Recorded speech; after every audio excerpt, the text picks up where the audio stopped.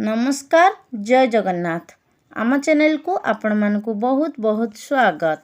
सांग माने आज पवित्र राखी पूर्णिमा दिन घरर एही जगारे रखी दियंतु एक मुठा लुण देखिबे आपणकर जीवन परिवर्तन होई जिवो।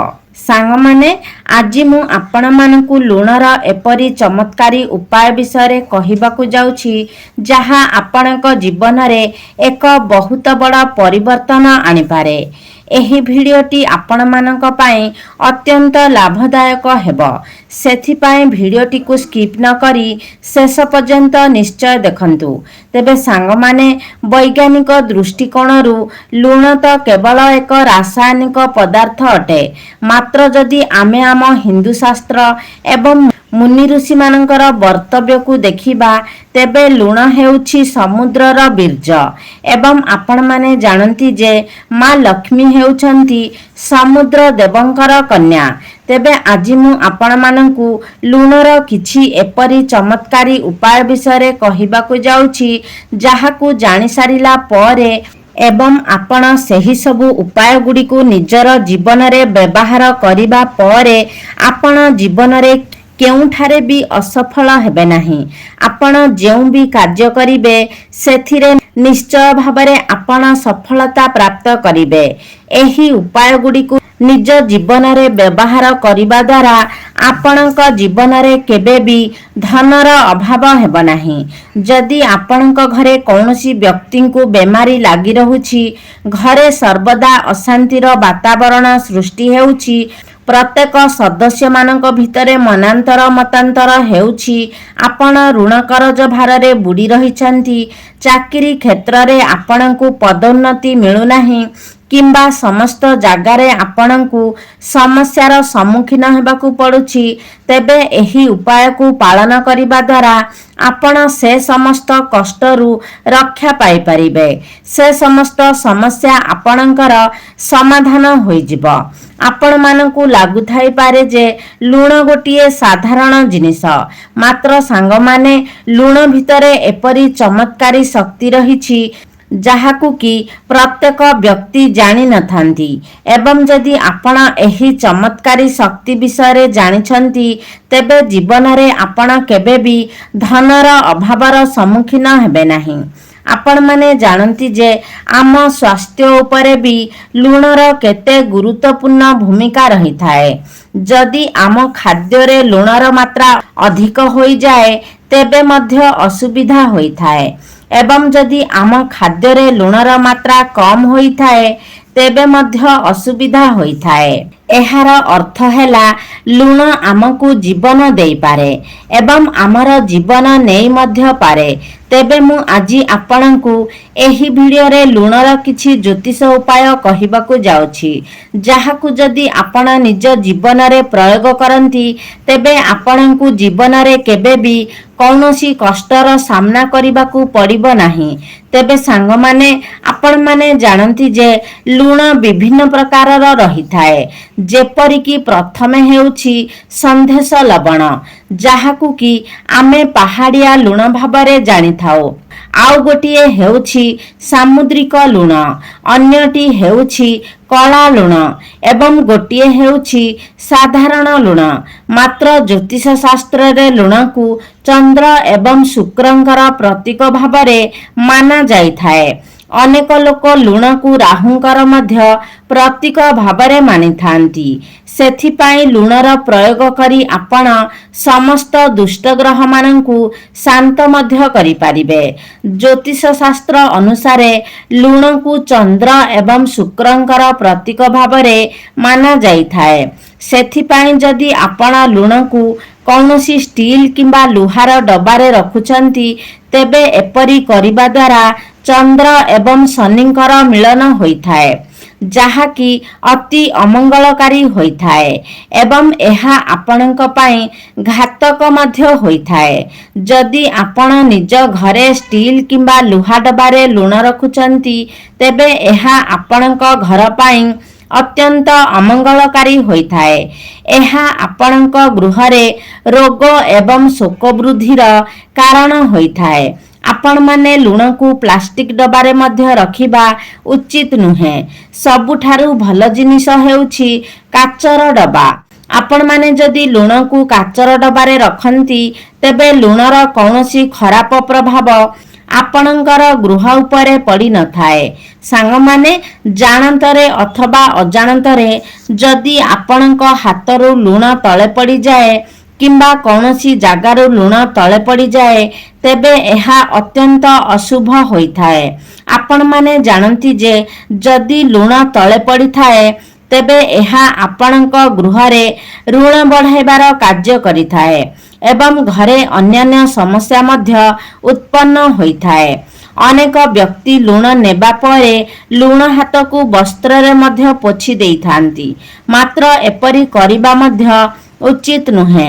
जदि लुण तळे पड़ी जाए किंबा आपणक हातरे लागि थाए तेबे आपण हाथ को धोई दियंतु एवं तळे पड़िथिबा लुण को सफा करी पोछि दियंतु, किंतु केबे भी तळे लुण पकांतु नाही किंबा निजर पिंधा वस्त्र रे लुण को पोछंतु नाही। एपरी करिबा अत्यंत अमंगलकारी होइथाए। आपणक गृहरे एपरी करिबा द्वारा विभिन्न प्रकार समस्या उत्पन्न होइथाए। एपरी करिबा द्वारा आपणकर चंद्र एवं शुक्र ग्रह दुर्बल होई जाइथांती। जदि आपणक कुंडली रे चंद्र दुर्बल हुअंती तेबे आपणकर पारिवारिक सुखरे आघात घटिथाए एवं कुंडली रे शुक्र ग्रह दुर्बल हेबा द्वारा आपणकर धन हानि होइथाए एवं गृहरे आर्थिक समस्या उत्पन्न होइथाए। आपण माने जानि रखिबा उचित जे केबे कौनसी व्यक्तिंकर हाथ को सीधा सड़ख भावरे लुण देबा उचित नुहे। आपण एपरी करिबा द्वारा सही व्यक्ति एवं आपणक मध्यरे संपर्क खराब हेबार संभावना रहिथाए। तेबे सांग माने आगकू बढ़िबा पूर्वरु आपण माने वीडियो को गोटे लाइक करी चैनल टी को सब्सक्राइब करि दियंतु एवं कमेंट बॉक्स रे भक्ति और श्रद्धार सहित जय मां लक्ष्मी निश्चय लिखंतु, जहा फल रे कि आपनकु मां लक्ष्मींकर कृपा प्राप्त होई परिबो।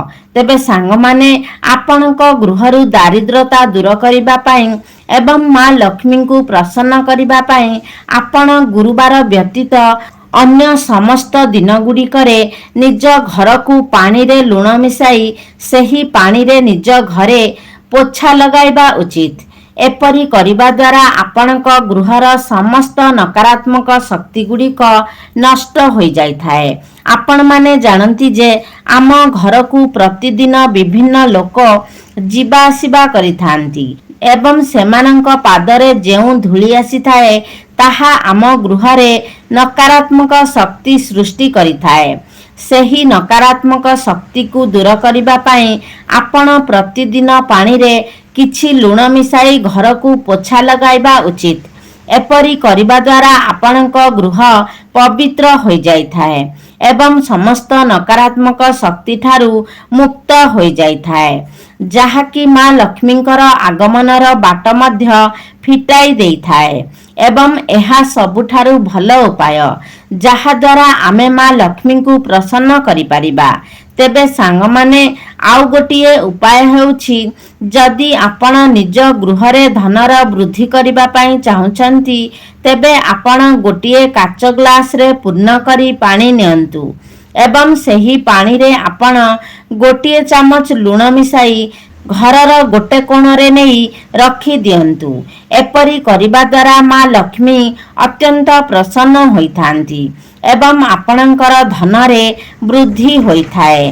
सांग माने आमे निजर बाथरूम रे मध्य लुण रखिबा उचित, कारण गृहर सबुठारु अधिक नकारात्मक सृष्टि करुथिबा स्थान हेउछि आमर बाथरूम।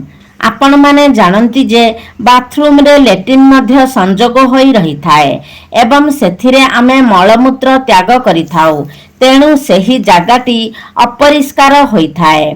आपण माने जानती जे अपरिष्कार जागारे ही अधिक नकारात्मक शक्ति सृष्टि होई थाए, तेणु आपण निज बाथरूम रे ଏକ କାଚ ପାତ୍ରରେ କିଛି ଲୁଣ ରଖନ୍ତୁ, ଯାହା ଫଳରେ ସେହି ସ୍ଥାନର ସମସ୍ତ ନକାରାତ୍ମକ ଶକ୍ତି ଗୁଡ଼ିକ ନଷ୍ଟ ହୋଇଯିବ। ତେବେ ସାଙ୍ଗମାନେ, ଆପଣମାନେ ଜାଣନ୍ତି ଯେ ଛୋଟ ପିଲାଙ୍କୁ ଅନେକ ସମୟରେ ନଜର ଲାଗିଯାଇଥାଏ। ତେବେ ଯଦି ଆପଣ ଏହି ନଜର ଦୋଷକୁ କାଟିବାକୁ ଚାହାନ୍ତି, ତେବେ ମଧ୍ୟ ଆପଣ ଲୁଣର ବ୍ୟବହାର କରି ଏହାକୁ କରିପାରିବେ। ତେବେ ଏଥିପାଇଁ ଗୋଟିଏ ଚୁଟକି ଲୁଣ ନେଇ ଯେଉଁ ବ୍ୟକ୍ତିଙ୍କୁ ନଜର ଲାଗିଛି ସେହି ବ୍ୟକ୍ତିଙ୍କର ଶରୀର ଚାରିପଟରେ ଘୁରାଇ ନିଅନ୍ତୁ ଏବଂ ସେହି ଲୁଣକୁ କୌଣସି ପ୍ରବାହିତ ଜଳରେ ପ୍ରବାହିତ କରାଇ ଦିଅନ୍ତୁ। ଏପରି କରିବା ଦ୍ୱାରା ସମସ୍ତ ନଜର ଦୋଷ ଦୂର ହୋଇଯାଇଥାଏ। ତେବେ ସାଙ୍ଗମାନେ, ଆପଣ ଯଦି ସବୁଦିନ ପାଇଁ ରୋଗଠାରୁ ମୁକ୍ତ ରହିବାକୁ ଚାହୁଁଛନ୍ତି କିମ୍ବା ଆପଣଙ୍କ ଗୃହରେ କୌଣସି ସଦସ୍ୟ ସବୁବେଳେ ରୋଗଗ୍ରସ୍ତ ରହୁଛନ୍ତି, ତେବେ ଏହି ସମସ୍ୟାରୁ ମୁକ୍ତି ପାଇବା ପାଇଁ ଆପଣ ସର୍ବଦା ପୂର୍ବ ଦିଗକୁ ମୁଣ୍ଡ କରି ଶୁଅନ୍ତୁ ଏବଂ ନିଜ ଶୋଇବା କକ୍ଷରେ ଗୋଟିଏ କାଚର ପାତ୍ରରେ କିଛି ସନ୍ଧେବ ଲବଣ ରଖନ୍ତୁ। ଏପରି କରିବା ଦ୍ୱାରା ସ୍ୱାସ୍ଥ୍ୟରେ ସୁଧାର ଆସିଥାଏ ଏବଂ ସେହି ରୋଗ ଧୀରେ ଧୀରେ ସମାପ୍ତ ହୋଇଯାଇଥାଏ। ମାତ୍ର ମନେ ରଖନ୍ତୁ ଯେ ଏଥିପାଇଁ ଆପଣଙ୍କୁ କେବଳ ସନ୍ଧେବ ଲବଣର ବ୍ୟବହାର କରିବା ଉଚିତ। ସାଧାରଣ ଲୁଣର ଏହା ଉପରେ କୌଣସି ପ୍ରଭାବ ରହିନଥାଏ। ତେବେ ସାଙ୍ଗମାନେ, ଯଦି ଆପଣଙ୍କ କୁଣ୍ଡଳୀରେ ଚନ୍ଦ୍ର ଏବଂ ମଙ୍ଗଳଙ୍କର ଦୋଷ ରହିଛି ଏବଂ ଆପଣ ଚାହୁଁଛନ୍ତି ଯେ ଆପଣଙ୍କ କୁଣ୍ଡଳୀ ଚନ୍ଦ୍ର ଏବଂ ମଙ୍ଗଳଙ୍କ ଦୋଷରୁ ମୁକ୍ତ ହେଉ, ତେବେ ଆପଣ ଏଥିପାଇଁ ଲୁଣର ପ୍ରୟୋଗ କରି ନିଜ କୁଣ୍ଡଳୀରୁ ଏହି ସବୁ ଦୋଷକୁ କମାଇ ଦେଇପାରିବେ। ସେଥିପାଇଁ ଆପଣ 21 ଦିନ ପର୍ଯ୍ୟନ୍ତ ଏହି ଉପାୟଟିକୁ କରିବେ। ଆପଣ କିଛି ଲୁଣ ନେଇ ନିଜ ଶରୀର ଚାରିପଟେ 7 ଥର ବୁଲାଇ ଦିଅନ୍ତୁ ଏବଂ ସେହି ଲୁଣକୁ ନେଇ ଆପଣ କୌଣସି ପ୍ରବାହିତ ଜଳରେ ପ୍ରବାହିତ କରିଦିଅନ୍ତୁ। ଏପରି ଆପଣଙ୍କୁ 21 ଦିନ ପର୍ଯ୍ୟନ୍ତ କରିବାକୁ ହେବ। ଏପରି କରିବା ଦ୍ୱାରା ଆପଣଙ୍କ କୁଣ୍ଡଳୀରୁ ଚନ୍ଦ୍ର ଏବଂ ମଙ୍ଗଳ ଦୋଷ ଦୂର ହୋଇଯାଇଥାଏ। ସାଙ୍ଗମାନେ, ଆପଣ ଯଦି ସବୁବେଳେ ମାନସିକ ଚିନ୍ତାରେ ରହୁଛନ୍ତି, ଆପଣଙ୍କୁ ସବୁବେଳେ ଅସ୍ତବ୍ୟସ୍ତ ଲାଗୁଛି ଏବଂ ଆପଣ କେବେ ବି ନିଜ ଭିତରେ ସ୍ଥିରତା ଅନୁଭବ କରିପାରୁନାହାନ୍ତି, ତେବେ ଏଥିପାଇଁ ଏହି ସବୁ ସମସ୍ୟାର ସମାଧାନ ପାଇଁ ମଧ୍ୟ ଆପଣ ଲୁଣର ପ୍ରୟୋଗ କରିପାରିବେ। ଏଥିପାଇଁ ଆପଣ ଗୋଟିଏ ଚୁଟକି ଲୁଣ ନିଅନ୍ତୁ ଏବଂ ନିଜର ମୁଣ୍ଡ ଚାରିପଟେ 7 ଥର ବୁଲାଇ ଦିଅନ୍ତୁ। ତାପରେ ଆପଣ ଏହି ଲୁଣକୁ ନେଇ କୌଣସି ବୃକ୍ଷ ମୂଳରେ ପକାଇ ଦିଅନ୍ତୁ। ଏପରି କରିବା ଦ୍ୱାରା ଆପଣ ଧୀରେ ଧୀରେ ସମସ୍ତ ପ୍ରକାରର ମାନସିକ ଚିନ୍ତାରୁ ଦୂରେଇ ଯାଇପାରିବେ। ଆପଣଙ୍କର ସବୁ ମାନସିକ ଚିନ୍ତା ଧୀରେ ଧୀରେ କମ୍ ହେବାକୁ ଲାଗିବ ଏବଂ ଏହାଦ୍ୱାରା ଆପଣଙ୍କର ମନ ମଧ୍ୟ ଶାନ୍ତ ରହିବ। ସାଙ୍ଗମାନେ, ଯଦି ସ୍ୱାମୀ ସ୍ତ୍ରୀ ଭିତରେ ସମ୍ପର୍କ ଭଲ ନଥାଏ, ତେବେ ଆପଣ ନିଜ ଗୃହର ସମସ୍ତ କୋଣରେ କାଚ ପାତ୍ରରେ କିଛି କିଛି ଲୁଣ ରଖନ୍ତୁ ଏବଂ ପ୍ରତି ସପ୍ତାହରେ ଏହି ଲୁଣକୁ ବଦଳାଇ ଦିଅନ୍ତୁ। ଆପଣ ସେହି ପୁରୁଣା ଲୁଣକୁ ନେଇ ପ୍ରବାହିତ ଜଳରେ ପ୍ରବାହିତ କରାଇ ଦିଅନ୍ତୁ। ଏପରି କରିବା ଦ୍ୱାରା ସ୍ୱାମୀ ସ୍ତ୍ରୀଙ୍କ ସମ୍ପର୍କରେ ସୁଧାର ଆସିଥାଏ ଏବଂ ସ୍ୱାମୀ ସ୍ତ୍ରୀ ଖୁସିରେ ରହିବାକୁ ଲାଗିଥାନ୍ତି। ଏବେ ଆସନ୍ତୁ ଜାଣିବା ଆମେ ଲୁଣର ସେହି ଚମତ୍କାରୀ ଉପାୟ ବିଷୟରେ। ଲୁଣ ଡବାରେ ଆପଣ କେଉଁ 2ଟି ଜିନିଷ ରଖିବା ଦ୍ୱାରା ଆପଣଙ୍କ ଗୃହକୁ ମା ଲକ୍ଷ୍ମୀ ଆକର୍ଷିତ ହୋଇ ଆସିଥାନ୍ତି, ଯାହା ଫଳରେ କି ଆପଣଙ୍କ ଗୃହକୁ ଅତ୍ୟନ୍ତ ଧନ ଲାଭ ମଧ୍ୟ ହୋଇଥାଏ। ଆପଣ ସମସ୍ତ ଆର୍ଥିକ ସମସ୍ୟାରୁ ମୁକ୍ତି ପାଇଥାନ୍ତି ଏବଂ ଆପଣଙ୍କର ସଞ୍ଚିତ ଅର୍ଥରେ ମଧ୍ୟ ବୃଦ୍ଧି ହୋଇଥାଏ। ତେବେ ଲୁଣ ହେଉଛି ଶୁକ୍ରଙ୍କର ପ୍ରତୀକ ଏବଂ ଲବଙ୍ଗ ହେଉଛି ଶନିଙ୍କର ପ୍ରତୀକ ଏବଂ ଶୁକ୍ର ଏବଂ ଶନିଙ୍କର ମିଳନ ହେଲେ ଏହା ଧନର ଯୋଗ ସୃଷ୍ଟି କରିଥାଏ, ଯାହା ଦ୍ୱାରା ଆପଣଙ୍କ ଗୃହରେ ଧନ ବୃଦ୍ଧି ହୋଇଥାଏ କାରଣ ଜ୍ୟୋତିଷ ଶାସ୍ତ୍ର ଅନୁସାରେ ଶୁକ୍ର ଏବଂ ଶନି ପରମ ମିତ୍ର ଅଟନ୍ତି। ସେଥିପାଇଁ ଯଦି ଆପଣ ଲୁଣ ଡବାରେ 5ଟି ଲବଙ୍ଗ ରଖନ୍ତି ତେବେ ଆପଣଙ୍କ ଗୃହରେ କେବେ ବି ଧନର ଅଭାବ ହୋଇନଥାଏ। ଦ୍ୱିତୀୟରେ, ଆପଣ ଲୁଣ ଡବାରେ 5ଟି ତୁଳସୀ ପତ୍ର ରଖନ୍ତୁ। ଆପଣ ଜାଣନ୍ତି ଯେ ଲୁଣ ଶୁକ୍ରଙ୍କର ପ୍ରତୀକ ଏବଂ ତୁଳସୀ ପତ୍ର ବୁଧଙ୍କର ପ୍ରତୀକ ଅଟେ। ଆପଣ ଜାଣନ୍ତି ସବୁଜ ରଙ୍ଗ ହେଉଛି ବୁଧଙ୍କର ପ୍ରତୀକ। ଯେତେ ସବୁ ସବୁଜ ରଙ୍ଗର ବୃକ୍ଷ ରହିଛି ତାହା ବୁଧଙ୍କର ପ୍ରତୀକ ଅଟେ। ତେବେ ଯଦି ଆପଣ ଲୁଣ ଡବାରେ ତୁଳସୀ ପତ୍ର ରଖନ୍ତି ତେବେ ଶୁକ୍ର ଗ୍ରହ ଏବଂ ବୁଧ ଗ୍ରହଙ୍କର ମିଳନ ହୋଇଥାଏ, ଯାହାକି ଆପଣଙ୍କର କୁଣ୍ଡଳୀରେ ବୁଧ ଯୋଗ ସୃଷ୍ଟି କରିଥାଏ। ଏହା ଫଳରେ ଆପଣଙ୍କ ଘରରେ ଧନ ବୃଦ୍ଧି ହୋଇଥାଏ ଏବଂ ଆପଣଙ୍କ ଘରେ ପିଲାମାନଙ୍କର ବୁଦ୍ଧି ମଧ୍ୟ କ୍ଷିପ୍ର ହୋଇଥାଏ। ସେମାନେ ବୁଦ୍ଧିମାନ ହୋଇଥାନ୍ତି ଏବଂ ଆପଣଙ୍କୁ ସର୍ବଦା ମା ଲକ୍ଷ୍ମୀଙ୍କର ଆଶୀର୍ବାଦ ପ୍ରାପ୍ତ ହୋଇଥାଏ। ତେବେ ସାଙ୍ଗମାନେ, ଏହା ଥିଲା ଲୁଣର କିଛି ଉପାୟ ଯାହାଦ୍ୱାରା ଆପଣ ନିଜ ଘରୁ ସମସ୍ତ ପ୍ରକାର ନକାରାତ୍ମକ ଶକ୍ତିକୁ ଦୂର କରିପାରିବେ ଏବଂ ଆପଣଙ୍କ ଘରେ ଧନର ବୃଦ୍ଧି ମଧ୍ୟ ହେବ। ଆପଣଙ୍କ ଗୃହରେ ମା ଲକ୍ଷ୍ମୀଙ୍କର ବାସ ହେବ ଏବଂ ଆପଣଙ୍କୁ କେବେ ବି ଆର୍ଥିକ ସଙ୍କଟର ସାମ୍ନା କରିବାକୁ ପଡ଼ିବ ନାହିଁ। ତେବେ ସାଙ୍ଗମାନେ, ଆଶା କରୁଛି ଆଜିର ଭିଡ଼ିଓଟି ଆପଣମାନଙ୍କୁ ନିଶ୍ଚିତ ଭାବରେ ଭଲ ଲାଗିଥିବ। ଯଦି ଭଲ ଲାଗିଛି ତାହେଲେ ଲାଇକ୍ କରନ୍ତୁ, ସେୟାର କରନ୍ତୁ। ଆମ ଚ୍ୟାନେଲକୁ ଯଦି ସବସ୍କ୍ରାଇବ୍ କରିନାହାନ୍ତି ତାହେଲେ ସବସ୍କ୍ରାଇବ୍ କରିଦିଅନ୍ତୁ ଏବଂ କମେଣ୍ଟ ବକ୍ସରେ ଜୟ ମା ଲକ୍ଷ୍ମୀ ନିଶ୍ଚୟ ଲେଖନ୍ତୁ।